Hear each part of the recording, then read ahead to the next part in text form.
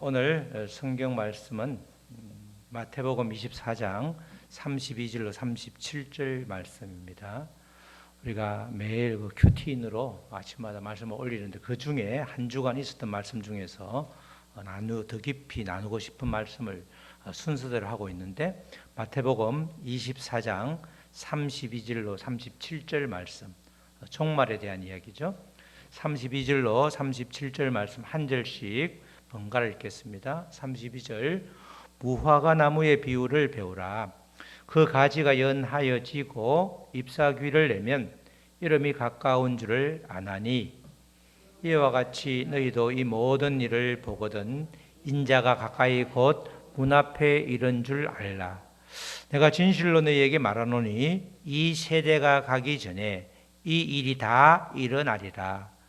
천지는 없어질지언정 내 말은 없어지지 아니하리라. 그러나 그 날과 그 때는 아무도 모르나니 하늘의 천사들도 아들도 모르고 오직 아버지만 아시느니라. 노아의 때와 같이 인자의 임함도 그러하리라. 아멘. 오늘 제목은 최고의 복은 말씀이 들리는 것입니다. 다 같이 시작. 최고의 복은 말씀이 들리는 것입니다. 우리 사복음서 중에 특별히 마태복음, 마가복음, 그리고 누가복음, 이 세 가지 복음은 예수님의 활동에 대해서 중첩되어 있습니다. 반면에 요한복음은 거의 중첩되지 않고 독자적인 그런 내용으로 되어 있는데, 앞에 세 가지 복음서는 내용상 흐름에 큰 전환점이 이루는 그런 구절이 있다고 그랬죠. 우리 마태복음으로 말하면 16장 16절에 나오는 예수님이 누구신가에 대한 그 질문에 대해서 한결같이 누가복음, 마가복음에도 베드로가 고백을 하고 있는데, 주는 그리스도시요 살아계신 하나님의 아들이라는 그 고백을 기준으로 그 이전에는 전부 사역이 예수님께서 내가 누구인가 예수님을 알리는 사역이라고 하면, 그 이후에는 예수 그리스도의 고난에 대한 이야기가 나옵니다.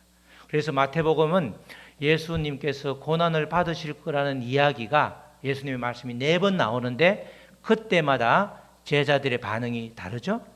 그렇게 지금 16장 이후부터는 예수님의 고난에 대해서 전혀 결이 다릅니다.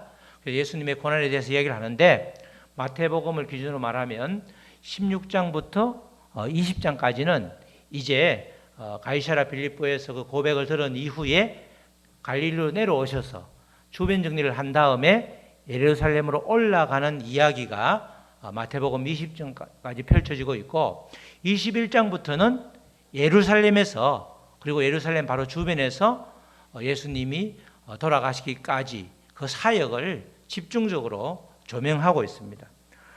특별히 오늘 24장 말씀은 이제 그 중에서도 예루살렘 사역 중에서도 종말에 대한 이야기, 24장, 25장에 대해서는 이 세상 끝날에 대한 이야기죠. 때로는 인자가 문 앞에 온다는 표현으로 되어 있기도 하고, 그렇게 세상이 끝난다는 이야기 또는 종말의 이야기, 마지막 때라고 하는 이야기인데, 그런 내용으로 되어 있기 때문에 24장과 25장은 작은 계시록이라고 하죠. 우리가 계시록에 해당되는 게 구약 성경에는 다니엘서죠. 다른 예언서와 달리 다니엘서는 앞으로 펼쳐질 그런 말씀들, 그런 예언의 말씀들이 있고, 그리고 요한계시록이 신약에서는 계시록이죠. 마태복음에서는 25장, 26장이 작은 계시록에 할 정도로, 작은 계시록이라고 불리울 정도로 그렇게 종말에 대한 말씀을 예수님께서 이야기하고 있습니다. 우리가 종말이라고 하면 세상이 끝나는 날을 말하죠. 그런데 종말이 오는데, 오늘 말씀해 보면 그 때는 정확하게 알 수 없지만 징조는 누구나가 알 수 있는 그런 이제 징조가 있다고 하죠.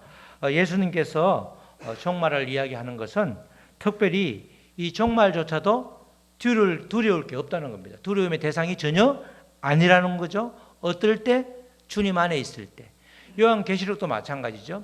요한계시록의 내용이 엄청나게 아주 두렵고 막 불바다가 나오고 엄청나게 많은 사람이 죽고 이런 이야기들이 나오는데, 그게 그 당시에 로마 박해를 받고 있던 네로를 통해서 또 여러 가지 여러 왕들을 통해서 박해를 받고 있던 이스라엘 사람들에게 두려워할 게 전혀 없다.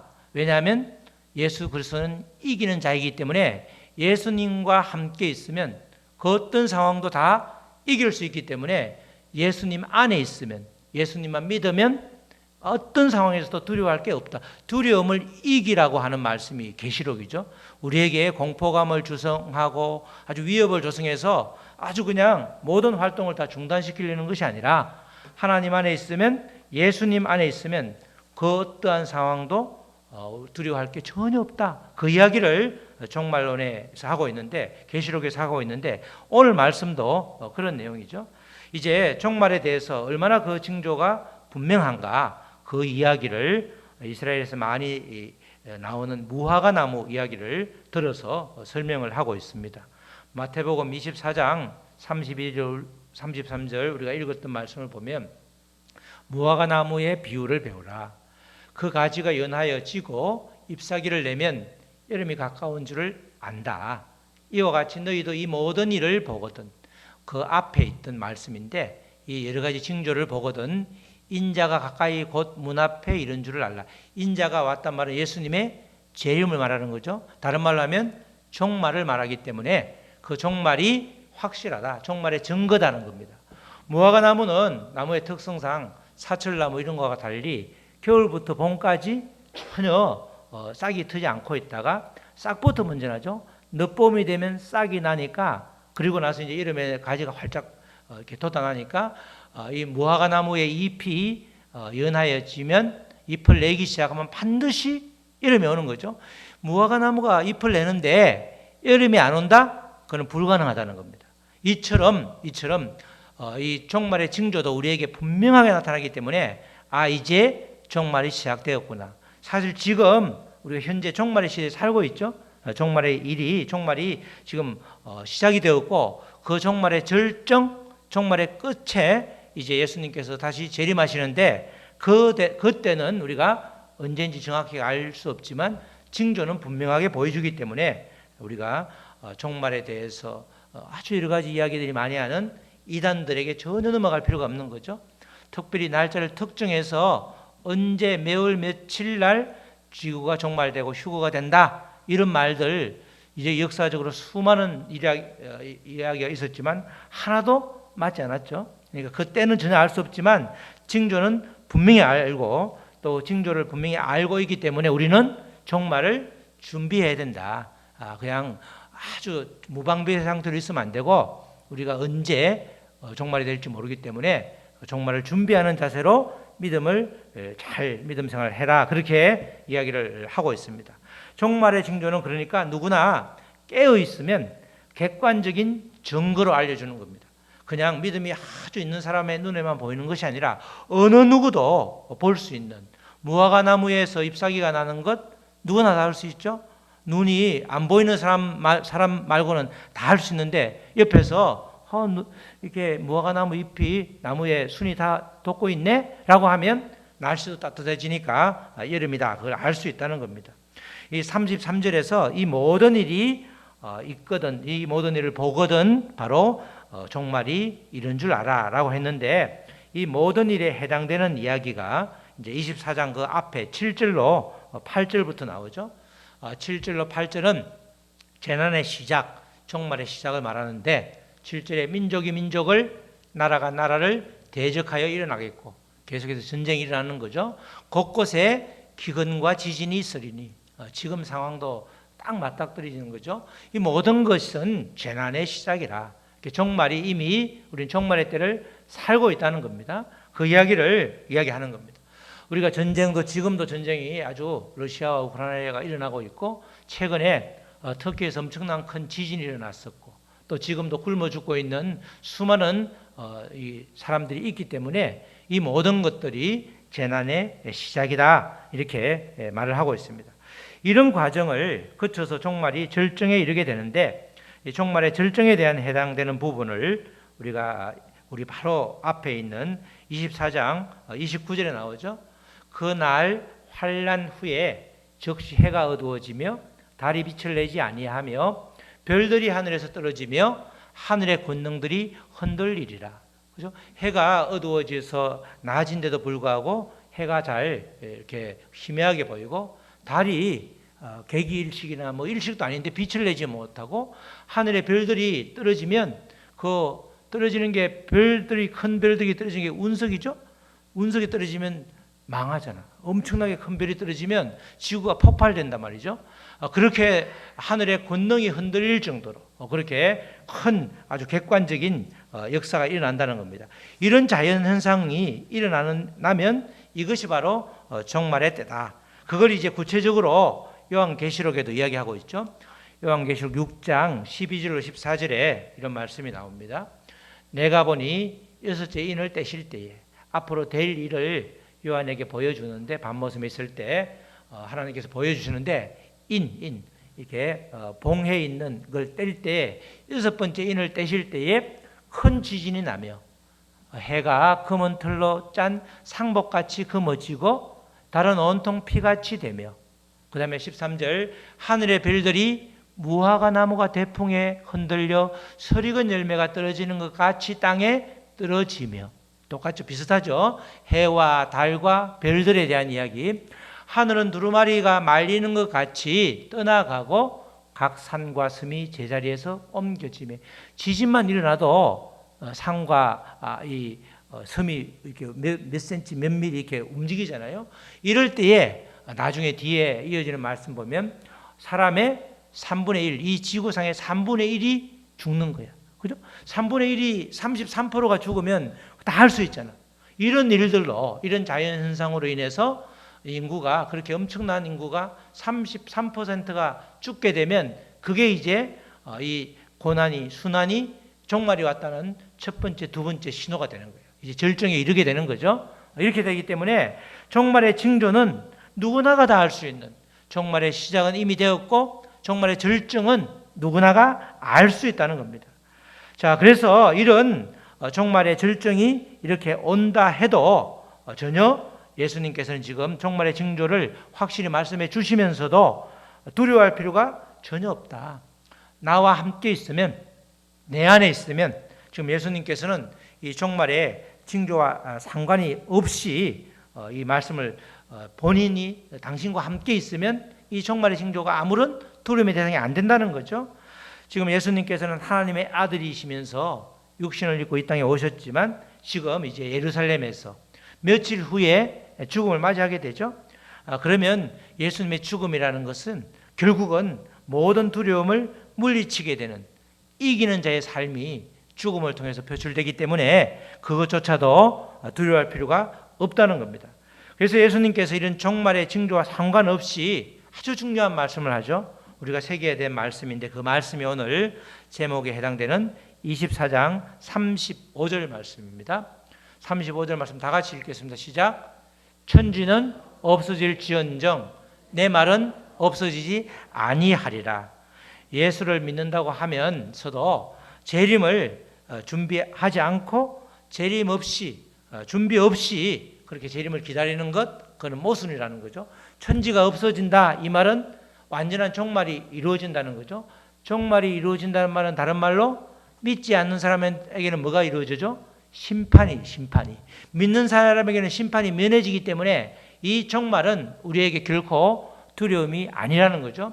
예수님의 죽으심으로, 그리고 또 부활하심으로 우리가 죽음의 문제를 완전히 해결받았기 때문에, 죽음을 이긴 존재가 바로 우리 믿음의 사람들이기 때문에 천지가 없어지는 것, 그것은 우리에게 그게 더 중요한 것이 아니라 내 말이 없어지지 않는다, 하나님의 말씀이 그대로 이루어진다, 그게 중요하다는 겁니다.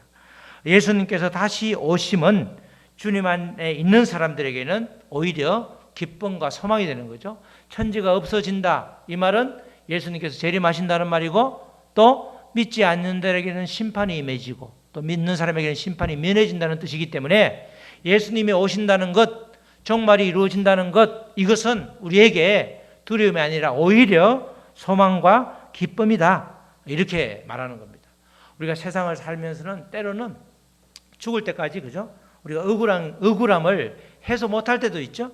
억울함을 해소 못할 때도 있지만, 그러나 주님이 오시면 이 모든 것을 해결해 주기 때문에 우리가 어느 누구도 해결해 줄 수 없는 것들을 예수님께서는 재림 예수는 다 해결해 주기 때문에 우리가 예수님을 고대하는 겁니다. 그래서 이렇게 예수님께서 말씀하신 것처럼 종말의 징조가 분명하고 또 종말의 상황, 이런 절정에 이런 일이 이루어진다 하더라도 그것이 중요한 것이 아니라 바로 주님의 말씀처럼 천지가 없어질지언정 우리에게는 하나님의 말씀이 있기 때문에 그 말씀이 그대로 이루어지기 때문에 두려워할 필요가 전혀 없다는 것입니다. 우리에게 죽음의 문제는 이미 예수님으로 인해서 해결되었으니까 문제가 될 수 없는 거죠. 부활절도 마찬가지. 부활절이 중요한 이유는 부활을 통해서 내가 그렇게 고민하고 있는 두려워하는 죽음의 문제가 완전히 해결되었기 때문에 나의 죽음의 문제가 해결되면 그 다음에는 우리 지난번에 조선왕 권사님처럼 말씀하시는 거예요. 대장암 말기는 사실은 위험한 거잖아요. 전화를 드리니까 아유 목사님 괜찮아요. 거의 비슷하죠. 괜찮아요 목사님. 이제 죽어도 관계없어요. 많이 살았고 하나님 앞에 가는데요. 그죠? 그러니까 오히려 지금 그 말기 암 환자가 완전히 깨끗이 나으셨잖아요. 죽음이 두렵지 않으면 죽음을 우리가 영생을 사는 게 확실히 믿어지면 이 땅에서 사는 것, 그죠? 잘 살고 못 사는 것, 건강하지 않는 것, 그게 크게 문제가 되지 않잖아요. 그런데 우리는 그런 상황들 큰 줄기를 놓치기 때문에 우리의 상황 속에 매몰되어서 진짜 한치 앞을 내다보고 보지 못하는 내가 얼마나 힘들고 두려운지 미래에 대한 막연한 두려움이 있게 된다는 것입니다. 이때 이 땅에 종말이 올지라도 지금 예수님께서 변하지 않는 것은 바로 주님의 말씀이다. 이처럼 대단한 생명력을 지닌 말씀이 있다는 것, 또 말씀이 날마다 우리가 말씀을 볼 수 있고 읽을 수 있고 또 말씀을 들을 수 있다는 것이 얼마나 큰 복인지 알 수가 없습니다. 그래서 오늘 제목을 아주 복 중의 복은 말씀이 들리는 것이다, 이렇게 말하고 있는 거죠. 말씀이 생명이기 때문에 우리가 우울하고 힘들고 어려워도 찬양을 드리고 찬양을 하면 굉장히 기쁨이, 이렇게 알 수 없는 기쁨이 샘솟잖아요. 왜냐하면 그 주님의 생명이 나에게 생명줄이 오기 때문에 나의 지저분한 마음이 말씀으로 씻기기 때문에 그렇게 되는 것입니다. 우리 시골에서는 이렇게 조그만한 큰 냇물이 아니라 우리는 시냇물이라 옆에 개울물이죠. 개울물에 보면은 이제 돼지풀도 자라고 여러 가지가 자라는데 그게 미꾸라지를 잡을 때 진짜 막 그냥 발로 팍팍 밟죠. 발면 흙탕물에 이 미꾸라지가 깜짝 놀라서 들어오면 그걸 싹 이제 이렇게 반디에 뜨게 되는데, 그리고 나서 조금 있으면 위에 올라갔다 오면 또 깨끗해지죠. 물이 절절절 흐르게 되면 그 흙탕물이 가라앉고 언제 그런 아주 발로 그 주변을 밟았는 것 흔적도 없이 깨끗하게 걸 볼 수 있습니다. 이처럼 말씀이 그런 거죠. 말씀이 흙탕물과 같은 우리의 마음을 말씀이 절절절 흐르기만 하면 언젠가 그 흙탕물이 가라앉듯이 우리의 마음도 말씀이 생명이 되기 때문에 다시 살아나는 겁니다. 다시 부활의 영을 받아서 살아나듯이 살아나게 되는 거죠. 주님이 말씀이 나를 이끌면 아무것도 의미하거나 두려워할 필요가 없는 것입니다. 말씀이 예수 그리스도이기 때문에 그분이 나와 함께 계시면 지금 보이는 상황은 굉장히 풍전등화 같고 아주 그냥 외나무 다리를 바다 위에 지나가는 그런 느낌일지라도 그분이 나를 붙잡고 있으면 두려워할 필요가 절대로 없다는 겁니다. 그래서 성경에는 두려워하지 말라, 염려하지 말라가 365번 나온다고 하잖아요. 말씀대로 믿고 순종하고 말씀대로 행하면 이 땅에 어떤 일이 벌어진다 할지라도, 비록 종말이 온다 할지라도 전혀 두려워할 필요가 없는 거죠. 우리는 두려움 때문에 이 땅을 살아갈 때 힘들잖아. 그래서 요한 1서 그 뒤에 보면 두려움은 곧 형벌이라고 말할 정도로 우리가 두려움 때문에 이 땅을 살 때 얼마나 시간을 낭비하고 나의 정신을 이렇게 갉아먹게 만들고 그렇게 하는지 알 수가 없단 말이죠. 두려워할 필요가 없다. 지금은 우리가 두려워할 필요가 없다, 이런 말이 잘 느낌이 안 올지 몰라도 이 당시에, 예수님 당시에 로마의 박해가 심해지고 진짜 초건 목표로 겨우겨우 생명을 유지하던 사람들, 언제 어떻게 될지 모르는 그런 사람들, 특별히 믿음을 가진 사람은 언제 끌려가서 죽을지 모르는 그런 상황에서는 두렵다는 말이 실제로 피부에 와닿는 거죠. 그런 사람들을 위해서 두려워하지 말라. 두려워하지 말라. 그죠? 절대로 두려워하지 말을 것은 말씀이 천하가 없어질지라도 말씀은 없어지지 않기 때문에, 다시 말해서 예수님께서 언제나 함께 한다는 걸 받아들이고 믿는다면 절대로 두려워할 필요가 없다, 이렇게 말하는 것입니다. 예수님께서 한 가지 더 알려주시죠. 종말이 최종적으로 언제 임할지 알 수 없는데 우리가 늘 종말 때문에 또 언제 올지, 이것 때문에 굉장히 그 시기에 대해서 염려하는 그런 사람들이 많았기 때문에 우리가 36절로 37절에서 말씀을 합니다. 우리 마태복음 24장 36절을 보면, 그러나 그날과 그때는 아무도 모른다. 징조는 있지만 그러나 정확하게 몇 날 며칠이 종말이라고 말할 수 없다는 거죠. 그러니까 이단에 그 당시에도 영주주의를 포함해서 이단들이 많았기 때문에 미혹되지 말라는 겁니다. 하늘의 천사도 모르고 아들도 모르고 예수님도 모른다 이 말이에요. 오직 하나님 아버지만 안다. 그러니까 그렇게 두려워하지 말라는 거죠. 대신에 노아의 때와 같이 인자의 임함도 그러하니라. 인자의 임함이라는 게 뭐죠? 예수님의 재림을 말하죠. 종말을 말하고 심판의 때를 말하는데, 노아의 때와 같이 인자의 임함도 그러하다. 노아의 때에 노아의 가족, 특별히 노아 말고는 아무도 홍수 심판이 있으리라고 생각도 못했죠. 약 100년 넘게 배를 만드니까 전부 다 말은 안 해도 미친 사람이다, 정신없는 사람이다, 이렇게 말했지만 결국은 40주야에 비가 내렸을 때, 하늘문이 열리고 비가 내렸을 때 기식하는, 호흡하는 모든 것들은 죽게 되었는데 노아의 방주에 탄 가족들 말고는 아무도 살아난 사람이 없다는 거죠. 노아의 때와 같이 인자도 안 온다가 아니고 오는데 그때는 알 수 없지만 노아처럼 준비를 철저하게 해라는 겁니다. 준비를 하지 않으면 될 수가 없다는 거죠. 오직 종말의 마지막 날은 하나님의 영역이기 때문에 그 부분을 굳이 알 필요도 없고 알려고 할 이유도 없다는 것입니다. 종말이 이렇게 준비를 해야 되는 것은 마치 종말은 도둑처럼 오기 때문에 그렇다는 거죠. 베드로후서 3장 10절 말씀이죠. 3장 10절에 그러나 주의 날도 똑같죠. 주의 날, 주님의 재림, 심판의 날, 종말이 도둑같이 온다. 도둑이 예고하고 오는 게 아니죠. 도둑이 어느 날 갑자기 오잖아요. 도둑이 예고하고 오면 그때 뭐 개를 아주 진돗개나 아주 그냥 세파트를 수십 마리 풀든지 아니면 문에다가 전기를 넣을 수 있도록 딱 장치를 하든지 할 텐데, 도둑이 언제 올지 알 수 없잖아요. 그런데 주의 날은 도둑같이 온다. 그 날에는 하늘이 큰 소리로 떠나가고 물질이 뜨거운 불에 풀어지며 땅과 그 중에 있는 모든 일이 드러나리로다. 이렇게 그 날은, 중요한 건 도둑같이 오기 때문에 도둑이 언제 올지 모른다고 해서 전혀 준비하지 않으면 안 되는 거죠. 도둑이 오는 날을 도둑만이 알 수 있기 때문에 우리는 도둑이 올 것을 대비해서 철저하게 준비를 해야 된다는 겁니다. 준비하지 않으면 어느 날 갑자기 오게 되면 완전히 당하게 되는 거죠. 노예 때처럼 이렇게 준비하지 않으면, 미래를 준비하지 않으면, 종말을 준비하지 않으면 홍수가 올 때 한 사람도 남김없이 죽임을 당하고 도둑이 올 때 있는 모든 것을 털리고 그런 어려움을 당할 수 있기 때문에 우리는 이런 도둑을 준비하는 것처럼 노아의 때를 기억하면서 재림을 준비하는 그런 삶을 살아야 된다는 겁니다. 노아의 때에 살았던 사람들과 똑같은 일을 당할 수 있기 때문에 우리는 그죠? 준비해야 되는데 뭘로 준비하죠? 말씀으로 우리를 준비하는 거예요. 뭘로? 그리스도의 신부가 되려고. 내가 내 자신을 보면 어떨 때는 우리가 자신을 잘 객관적으로 볼 수 없을 때가 많죠.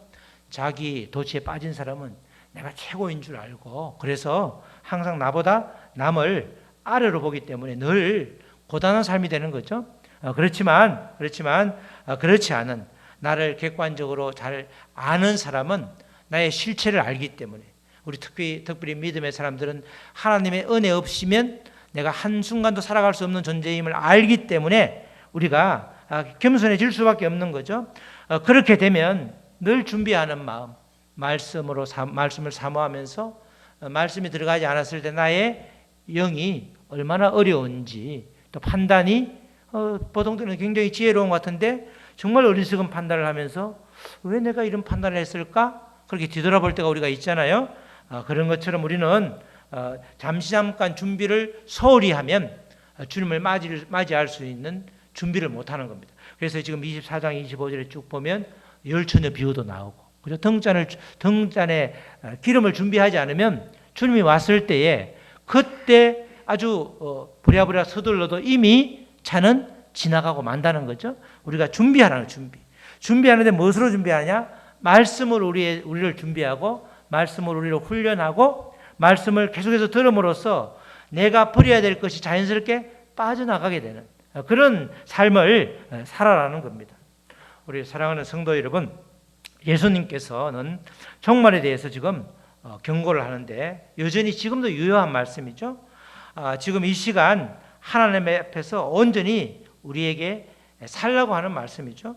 그냥 단지 마지막 심판을 말씀하면서 우리에게 그냥 두려움을 조성하고 정말 위협을 조성해서 정말 마음을 간담이 서늘하게 만들려고 하는 것이 아니라 온전히 살기 위해서, 온전히 주님을 준비하는 과정을 그렇게 가지라는 겁니다.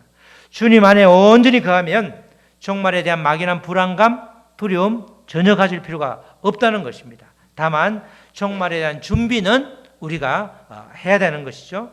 종말의 때가 온다 할지라도 주님의 말씀은 없어지지 않고 그대로 있기 때문에 늘 주님의 말씀이 들리는 것, 주님의 말씀을 들으려고 애쓰는 것, 그리고 주님의 말씀이 들리는 것이 복이라는 것입니다. 하나님의 말씀이 들리고 그 말씀을 깨닫고 순종하고 행할 때 주님을 마음껏 누릴 수 있게 되고, 이럴 때 우리가 하나님의 나라를 잘 온전히 누린다, 그 때를 바로 날마다 우리가 천국을 맛본다, 이렇게 말하는 겁니다. 천국 백성으로서 내가 무엇을 준비해야 될지, 천국 백성과 무엇이 나에 있는 것들과 어울리지 않는지, 조화될 수 없는지 우리가 잘 알죠. 잘 압니다. 잘 아는데 그것이 실제로 삶으로 이어지지 않기 때문에 우리가 늘 고민하고 있잖아요. 그러나 계속해서 말씀을 우리의 내면으로 흘려보낼 때 나도 모르게 그 안에 있는 모든 악한 것들이 떠나가고 잠잠해지게 된다는 것입니다.